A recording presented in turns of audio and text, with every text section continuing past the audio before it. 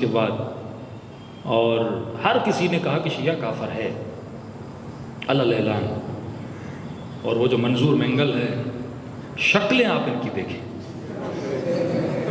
یعنی نحوست کسی کی شکل پہ، اور شیعہ عالم کو بولتے ہیں کہ اس کی شکل ویسی ہے، اس کی اپنی شکل آپ دیکھیں کہ اللہ کراہت ان کے چہروں پہ رکھتا ہے۔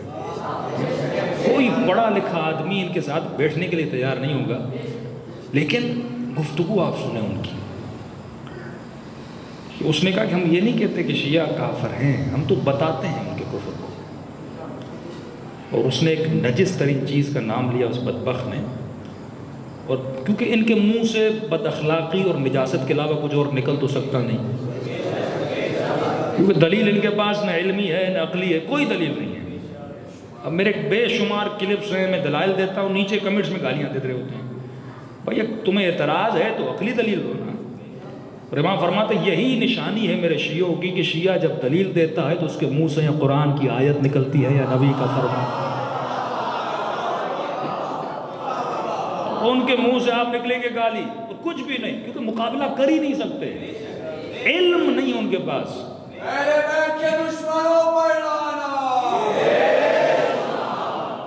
ایک نجس ترین چیز کا نام لے کے کہ وہ تو مثال کے طور پہ پیشاب تو پیشاب ہے، ہم تو بتاتے ہیں کہ یہ پیشاب ہے۔ اس حد تک ان کے وجود میں شیعوں کی نفرت ہے۔ اب وہ خود اپنے زبان سے پھنس گیا، اس نے بخاری کی حدیث پڑھی، اب وہاں کوئی شیعہ ہوتا تو اسے جواب دیتا نا۔ اپنوں میں بیٹھ کے ڈھول بجانا یہ کون سی بڑی بات ہے؟ اس نے ایک حدیث پڑھی کہ بخاری کی حدیث آئے کہ جس نے اپنے بھائی کو کافر کہا اور اگر اس کا بھائی کافر نہ تھا تو یہ کفر کی لعنت اس کی طرف پلٹتی ہے۔ اب یہ خود پڑھ رہا ہے، منظور مینگل ہے، کیا نام ہے اس کا، جو بلوچستان سے اٹھا کے اس کو بنوریا میں لا کے بٹھا دیا ہے لوگوں نے۔ اس نے کہا جو بھائی کو کافر کہے، رسول کی حدیث ہے اور بخاری لکھنے والا ہے کہ جو بھائی کو کافر کہے اور اگر وہ کافر نہ ہو تو لعنت کس کی طرف پلٹتی ہے؟ اپنی طرف پلٹتی ہے۔ اب اس نے اپنے اکابر کے نام لینا شروع کر دیا، ابن تیمیہ سے لے کر نیچے تک آیا کہ اے اہل حدیث تمہارے فلاں عام نے، اے دیوبند تمہارے فلاں عالم نے، فلاں نے فلاں نے فلاں نے فلاں نے ثابت کیا ہے کہ شیعہ کافر ہے۔ اب کیونکہ انہوں نے کہا کہ شیعہ کافر ہیں، اگر تم نہیں مانو کہ شیعہ کافر ہے تو تمہیں ماننا پڑے گا جنہوں نے کہا ہے وہ کافر ہے۔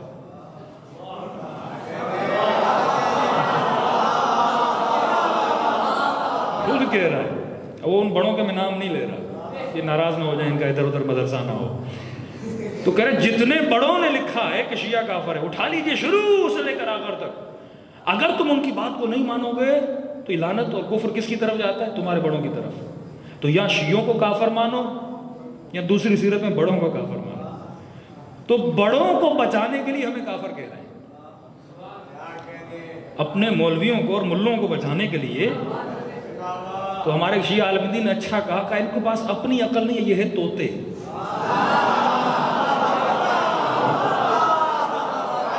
جو بڑوں نے سکھا دیا، بتا دیا، پڑھا دیا۔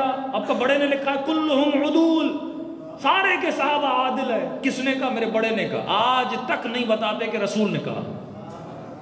بھائی مجھے دین رسول سے لینا ہے یا تمہارے ابا سے لینا ہے؟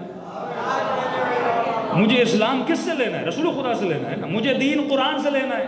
ایک طرف قرآن کی آیت پر بس سابقون سابقون اولئک المقربون، جنہوں نے پہلے اسلام لایا ان پر اللہ صلوات بھیجتا ہے، رحمت بھیجتا ہے۔ پھر سورہ منافقون کس کے اوپر ہے؟ پورا سورہ، تو ایک آیت پڑھتا ہے میں پورا سورہ لاتا ہوں۔ بتاؤ اپنے بچوں کو کہ یہ سورہ منافقون کس کے اوپر ہے؟ ہمارے اوپر ہے۔ وہ اے حبیب وہ جو تیرے ساتھ رہتے ہیں، تیرے ساتھ اٹھتے ہیں، تیرے ساتھ بیٹھتے، کیوں نہیں پڑھتے اپنے جوانوں کے لیے سورہ منافقون؟ برات کیوں نہیں پڑھتے؟ یہ میں نہیں کہہ رہا، پروردگار عالم کہہ رہا ہے۔ پھر وہاں پہ اب دیکھیں نا، ایموشنل، آج جنگ ہے، ایموشنل وار ہے نا۔ کربلا میں پازیٹیو جو امام حسین کا قدم تھا وہ خواتین کو لانا تھا۔ خاتون ایک نازک جنس ہے، اس کے رونے سے مرد روئے گا نا کسی کا دل نہیں دکھے گا، لیکن ایک خاتون روئے تو دل دکھے گا کہ نہیں دکھے گا؟ دکھے گا۔ ایک بچی جب روتی ہے نا تو آپ کا دل دھڑکنے لگتا ہے، ارے بچی رو رہی ہے۔ کربلا میں بچیوں کو لے جانا، خواتین کو لے جانا، یہ امام حسین کا ایک پورا نقشہ تھا، کیونکہ امام جانتے تھے اگر مردوں کو قتل کر دیا جائے تو اتنا ریئیکشن نہیں ہوگا، لیکن ایک تو ان کے ظلم کو ظاہر کرنا، دوسرا یہ لوگوں کو دکھایا جائے کہ تم آج تک یہ پوچھ رہے تھے نبی کی بیٹی کے گھر پہ حملہ نہیں ہوا تھا، پھر یہ کس کی بیٹیاں ہیں؟ زینب کس کی بیٹی ہے؟ ام کلثوم کس کی بیٹی ہے؟ سکینہ کس کی بیٹی ہے؟ کیا یہ نبی کی نواسیاں نہیں ہیں؟ کیا یہ نسل رسول سے نہیں ہے؟ تو اگر ظلم آج ہوا ہے تو ظلم کل بھی ہو سکتا ہے، فکروں کو بیدار کرنے کے لیے۔ تو خواتین کا عالم اسلام اور رضاداری کو بڑھانے میں کتنا بڑا کردار ہے امام حسین نے بتایا۔ صرف خواتین کا کردار گھروں میں بیٹھ کر بچے پالنا نہیں ہے، خواتین کا ایک پولیٹیکل کردار ہے، خواتین کا ایک سوشل کردار ہے۔ وہ کیسے؟ بی بی ام البنین شہادت عباس کے بعد جنت البقیع میں بیٹھ جاتی تھی، بڑی درد بھری آہ و بکا کرتی تھی، فرماتے ہیں وقت کا حاکم گزرا، اس کا دل تڑپ گیا بی بی کی آواز کو سن کے۔ اس نے کہا یہ بوڑھی خاتون کون ہے جس کے رونے نے مجھے رلا دیا؟ آواز آئی یہ عباس کی ماں ہے۔ کیوں جناب سیدہ روتی ہیں اور مدینے والے کہتے ہیں کہ بی بی کا رونا ہمیں سونے نہیں دے رہا؟ آمدن بی بی روتی تھی کہ دنیا کو پتہ چلے جو رحم دل ہیں ان کے دل میں رحم آ جائے، جو بیدار نفس مسلمان ہے اس کا وجود بیدار ہو جائے۔ آل رسول پہ ظلم کیوں؟ اور جب یہ کنونشن کرتے ہیں تو اس کنونشن میں الفاظ لکھتے ہیں کہ شان صحابہ و اہل بیت، تم نے بعد میں اہل بیت کو کیوں لایا؟ پہلے کیوں نہیں لکھا اہل بیت و صحابہ؟ اب تک کہتے ہیں اہل بیت، لیکن اہل بیت کی شان کو روندنے والوں کو سلام کرتے ہیں، جنہوں نے نبی کے نواسوں کو قتل کیا ان کو سلام کرتے ہیں، ان سے محبت کرتے ہیں، جنہوں نے جناب حمزہ کے جگر کو چبایا، جنہوں نے رسول کو رلایا، جو ان کو سلام کرتے ہیں۔ کیوں؟ کیونکہ یہ وار ہے، آئیڈیالوجی کی وار ہے۔ تو آپ کو کرنا کیا چاہیے؟ آپ کو حسین کی آئیڈیالوجی کو اوپر لے کر آنا ہے۔ جتنا ہو سکے ان کی کتابوں کے حوالے انشاءاللہ میں اپنی پیج پہ رکھوں گا۔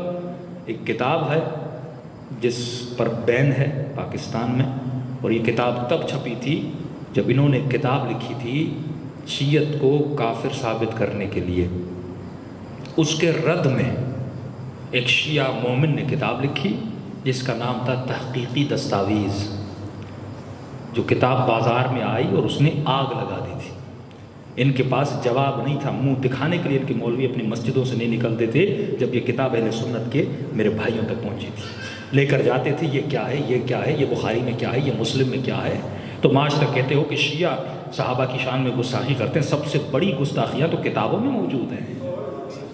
ان گستاخیوں کے بارے میں شیعہ ازواج کی گستاخی کرتے ہیں، یہ کیا لکھا ہوا ہے نبی کی ازواج کے بارے میں تمہاری کتابوں میں؟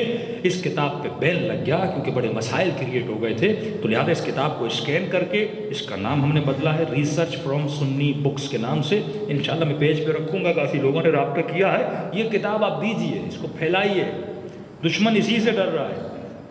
طارق مسعود جیسا بندہ اسی کنونشن میں آ کے کہتا ہے کہ مجھ سے پڑھے لکھے لوگ اہل سنت کے پڑھے لکھے داڑھی والے آ کر کہتے ہیں کہ ہم معاویہ کے سامنے رضی اللہ عنہ کیوں لگائیں؟ مطلب انہی کے لوگ ان پر اعتراض کر رہے ہیں، انہی کے بچے آج ان سے سوال کریں، ان کے پاس کوئی جواب نہیں، بس یہ ہے کہ جو بڑوں نے کہا وہ کرو، اب غلط تھا صحیح تھا تمہیں کرنا ہے۔ قرآن کیا کہہ رہا ہے یہ نہیں سوچنا، رسول کا کہہ رہے ہیں یہ نہیں سوچنا۔ 41 ٹائم قرآن میں خدا نے لعنت بھیجی ہے، 41 ٹائم۔ اگر لعنت اتنی بری تھی تو 41 مرتبہ میرا رب نہ بھیجتا۔ آج تک تم نے پڑھا کہ لعنت کس پر ہے؟ کہ لعنت اللہ علی القوم الظالمین ہے کہ نہیں ہے؟ یہ قرآن کی آیت ہے کہ نہیں ہے؟ اللہ ظالمین پہ لعنت کرتا ہے، تو جنہوں نے آل رسول پہ ظلم کیا وہ مستثنیٰ کیسے؟ جنہوں نے حسن پہ ظلم کیا، جنہوں نے حسین پہ ظلم کیا، جنہوں نے چوتھے امام پہ ظلم کیا، جنہوں نے علی پہ ظلم کیا، ان کے بارے میں کیا کہتے ہو؟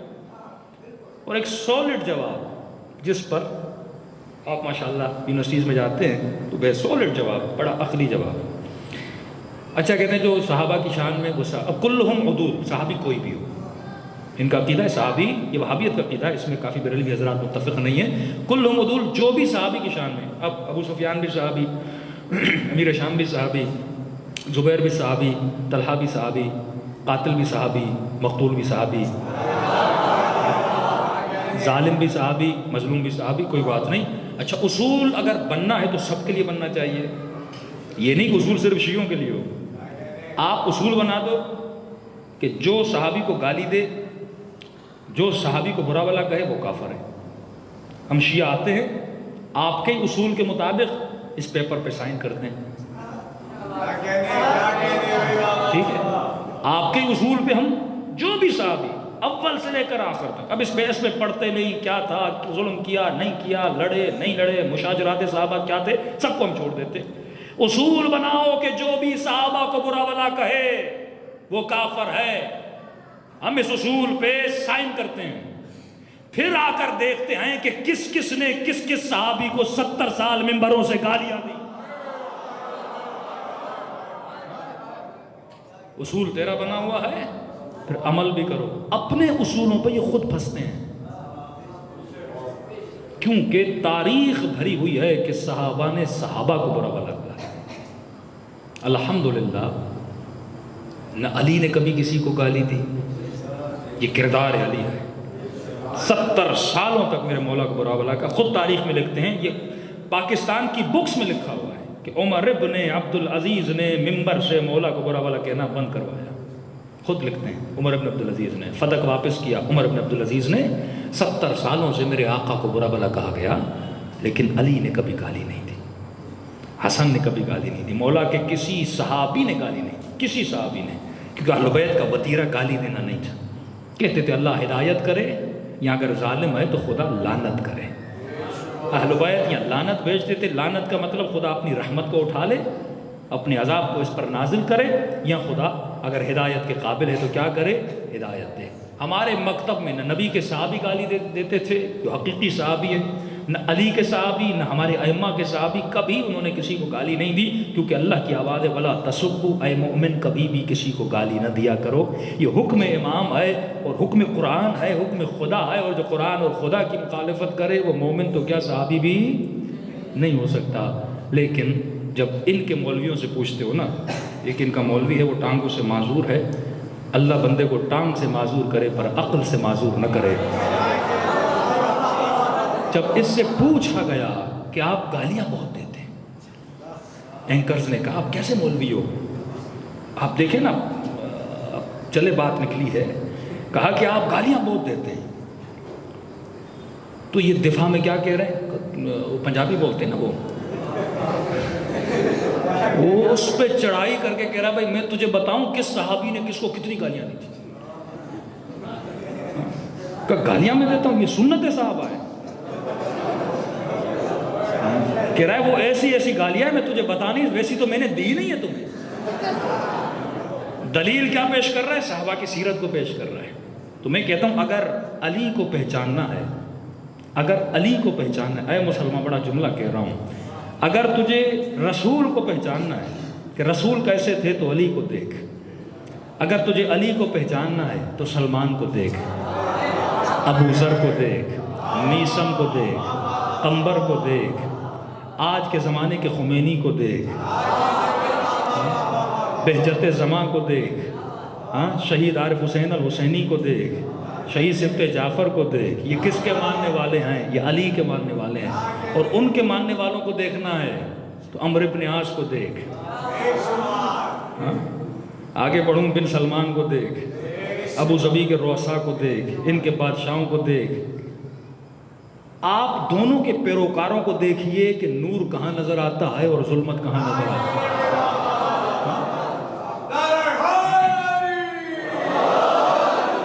سارے پیروکار آپ کو ملیں گے. بھائی فلاں کے ساتھی کون تھے؟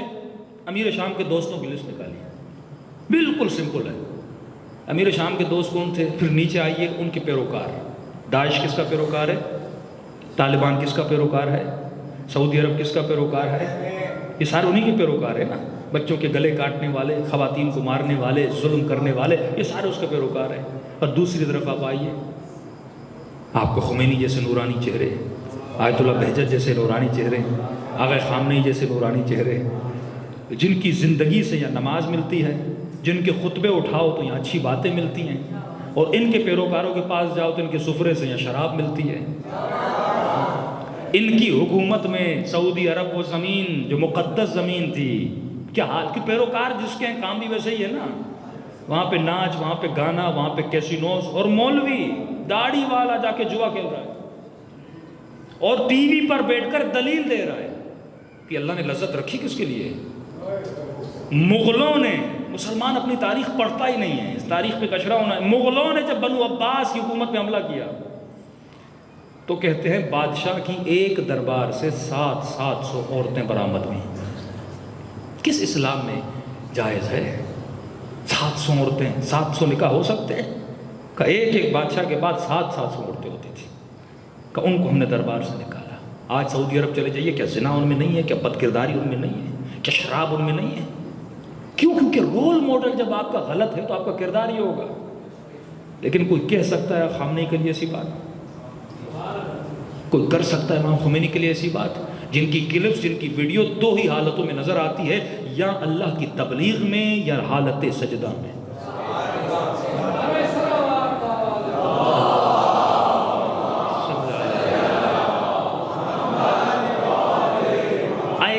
ایسی کثافتیں، نجاستیں ان کی تاریخ میں ہیں کہ ہم ممبر سے بیان نہیں کر سکتے کہ عباسیوں کے جو مفتی تھے، مفتی جو مولوی تھے، امام جمعہ جماعت، قاضی القضات، وہ لواط کی بیماری میں مبتلا تھے، اور جب لوگ ان پر اعتراض کرتے تھے یہ گناہ، اس کے لیے معصوم فرماتے ہیں جو اس گناہ میں مبتلا ہے یا اسے زندہ جلایا جائے یا زندہ مارا جائے یا اوپر والی جگہ سے نیچے پھینکا جائے، وہ گناہ جس کے لیے خدا نے پوری قوم کو مسخ کر دیا کہ اس گناہ میں مبتلا ہو۔ قاضی القضات، آدمی گناہ کرتا، اپنے گناہ پہ شرمندہ ہے، پشیمان ہے، توبہ کرتا، یہ الگ بات ہے، لیکن اپنے گناہ کا دفاع کرے کہ جو میں کر رہا ہوں صحیح کر رہا ہوں۔ ممبر پہ جاتے تھے اور لوگوں کو کہتے تھے دیکھو تم قرآن پڑھتے ہو تو قرآن میں حور کا ذکر بھی ہے نا؟ لوگ کہتے تھے ہاں، حور بھی ایک لذت کے لیے ہے۔ کہ دیکھو پھر وہاں پر غلمان کا ذکر بھی ہے تو وہ بھی تو کسی لذت کے لیے ہے۔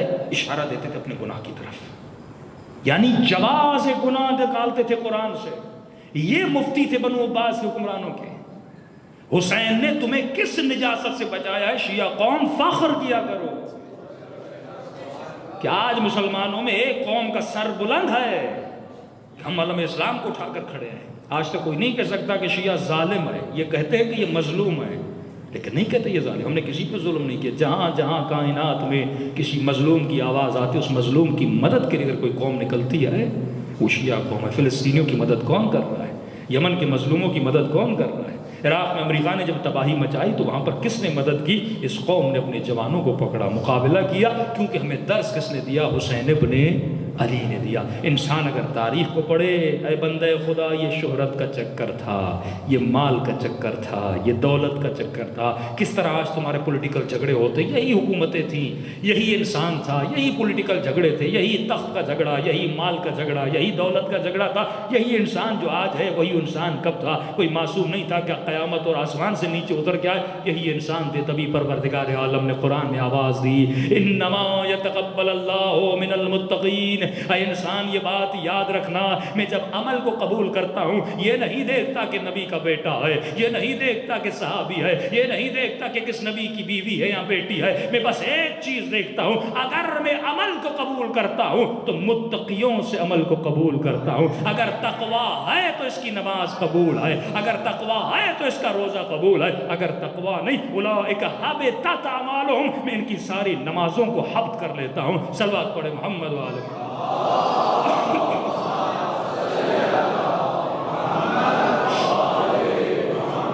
وَأَجِّلْ فَرْجَهُمْ۔ خلاصہ کلام کہ تقریریں سنیے انہوں نے کتنی تقریریں کی ہیں۔ جب طارق مسعود تقریر کرنے آیا، اس سے پہلے اورنگزیب فاروقی نے تقریر کی، 40 منٹ تقریر کی اس انسان نما حیوان نے، اور ایسی تقریر ایموشنل کی اس نے کہ ان کے سارے مفتی رونے لگے، مگر مچھ کے آنسو بہا رہے تھے۔ ایسی تقریر میں سوچنے پر مجبور ہوا کہ اس بندے خدا کے پاس جو خطابت ہے، شعلہ بیان، طارق جو پہلا تھا طارق اعظم، وہ بھی ایسی تقریریں کرتا تھا، بڑی شعلہ بیان۔ جو جنگوی تھے ان کے وہ بھی ایسی تقریر، خطیب تھا، بہت بڑا خطیب تھا۔ چند سیاسی پارٹیز کے لیڈرز، آپ کو پتہ ہے خطابت ان میں، تو خطابت جو انسان کو ایموشن بناتی ہے نا، ایموشنل کر دیتی ہے. یعنی 40 منٹ اس نے ایسی تقریر کی اس نے مولویوں کو رلا دیا. مولوی بڑا سنگ دل ہوتا ہے، مفتیوں کو، طارق مسعود رو رہا ہے، سارے رو رہے ہیں. میں پریشان تھا کہ جو آدمی اپنی تقریر سے مفتی کو رلا دے وہ عوام کا حال کیا کرتا ہوگا.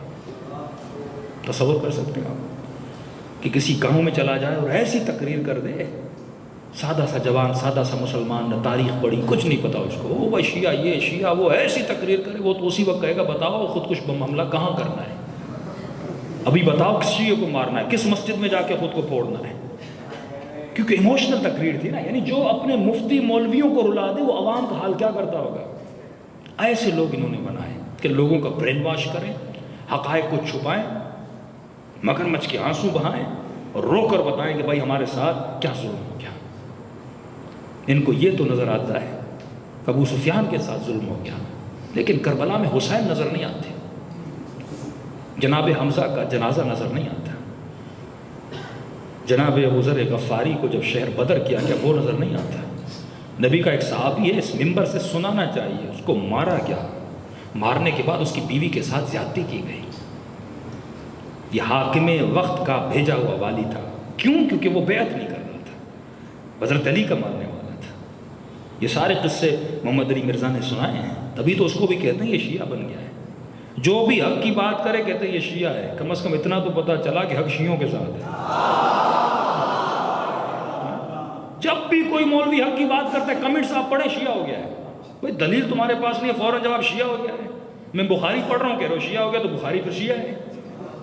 میں مسلم پڑھ رہا ہوں کہہ رہا ہوں شیعہ ہو گیا تو مسلم، میں طبری پڑھ رہا ہوں کہہ رہا ہوں شیعہ ہو گیا ہے. بھائی تمہاری کتابیں ہیں، تمہیں سنا رہا ہوں، تم کہ تو شیعہ ہو گیا ہے. علمی ماحول ہونا چاہیے. اتحاد بین المسلمین کا مطلب کیا ہے کہ گالم گلوچ نہ کرو، بے احترامی نہ کرو، ان کے مقدسات کی توہین نہ کرو، لیکن علمی ماحول اپنی جگہ پر ہے. علمی تقریر، حوالے والی تقریر ہونی چاہیے. کہاں سے بات کر رہا ہوں، ریفرنس کیا ہے، اگر جواب ہے تو جواب دیں، جھگڑا تو ہے ہی نہیں. یہ تو 87 میں ضیاء الحق نے ایک بیماری پاکستان میں لائی کہ پہلے پاکستان میں لیگلی مناظرہ ہوتا تھا. لیگلی 2 جج بیٹھتے تھے اور دونوں مناظروں کو سنتے تھے، آخر میں فیصلہ سناتے تھے کہ مناظرہ کس نے. ایسے تو شیعت نہیں بڑھی. یہ 88 تک اتنی پاکستان میں شیعت بڑھی، پورے انٹیریئر سندھ میں شیعت بڑھی اسی وجہ سے کیونکہ علمی مناظرے ہوتے تھے. اب انہوں نے دیکھا کہ مناظرے ہوتے رہے تو شیعہ تو کسی مناظرے میں آج تک ہارا نہیں ہے، اور اگر کوئی ہار بھی جائے وہ یقیناً زیادہ پڑھا لکھا تھا نہیں. ورنہ دلائل اتنی شیعوں کے پاس ہیں، عقلی دلائل، نقلی دلائل، احادیث کی دلائل اتنی موجود ہیں کہ ہماری پیٹھ تو پہاڑ سے زیادہ مضبوط ہے. اب انہوں نے کہا مناظرہ بند کر دو. پاکستان میں مناظرے پہ قانونی بین لگا. حالانکہ اگر آج تک مناظرہ ہوتا، شیعہ سنی میں جھگڑا ہوتا ہی نہیں، تفرقہ ہوتا نہیں، قتل و غارت کبھی نہ ہوتی اگر مناظرہ بحال ہوتا. لیکن انہوں نے مناظرے کو بند کر دیا. اب ظاہر ہے جب گفتگو علمی نہیں ہوگی تو ظاہر ہے لوگوں کے ذہنوں کو انجماد میں اور جمود میں ڈالا جائے گا اور فریز کیا جائے گا. لیکن الحمدللہ یہ سوشل میڈیا کی طاقت ہے کہ جس نے آپ کا سر بلند کیا ہے. یہ اپنی مسجدوں میں جوانوں کو روک سکتے ہیں، روڈوں پہ روک سکتے ہیں، لیکن اس جوان کو موبائل کے استعمال کرنے سے روک نہیں سکتے.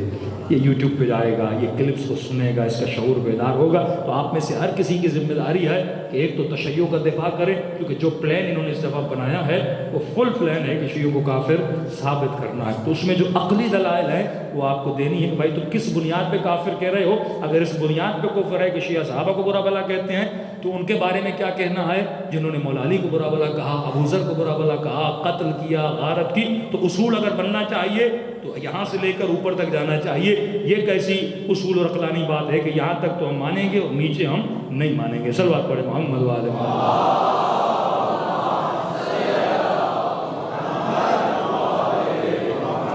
وَأَجِّلْ فَرَجَهُمْ